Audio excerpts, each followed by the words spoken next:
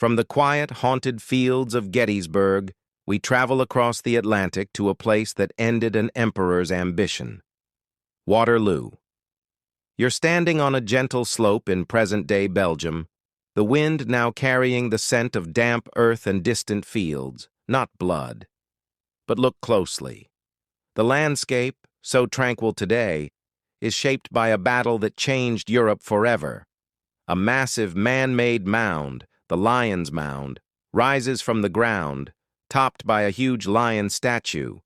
It was built using earth from the battlefield itself, which is a bit of a grim, morbid detail when you think about it.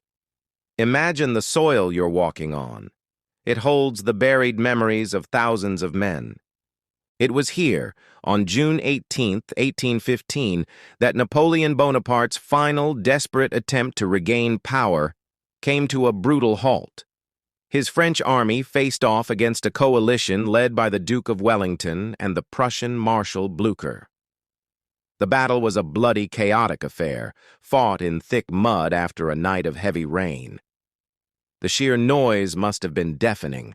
Cannon fire, musket volleys, the thundering of cavalry charges, and the screams of men. That sounds like a scene ripped straight out of a horror movie, right? Now, as you stand here, you feel a faint hum in the air, a low frequency that seems to vibrate right through you, like the distant echo of a long-ago roar. Mainstream history tells us that Wellington's forces held the line against repeated French attacks until the Prussians arrived, turning the tide and forcing a French retreat. It was a decisive end to the Napoleonic Wars. But many believe the ghosts of the battle didn't retreat with the French army.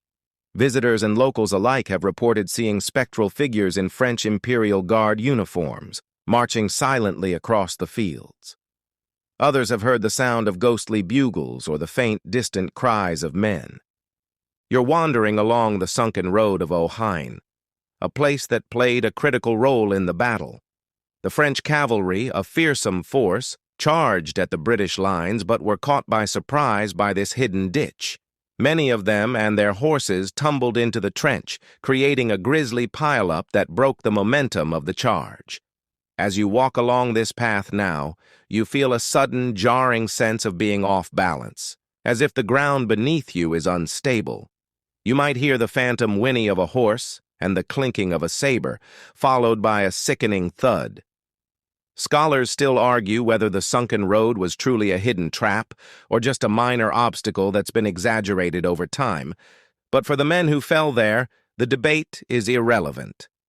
One particularly haunting tale involves the Inn of La Belle Alliance, which served as Napoleon's headquarters. People claim to see the ghostly figure of a man in a long coat, standing alone in the shadows, his head bowed as if in defeat. Could it be the ghost of Napoleon himself, returning to the site of his greatest failure? The energy here is different than Gettysburg's. It feels less like a lingering sense of tragic confusion and more like a profound, crushing sadness. A sense of a grand ambition brought to a final tragic end. You feel a heavy sigh in the air, a sense of resignation.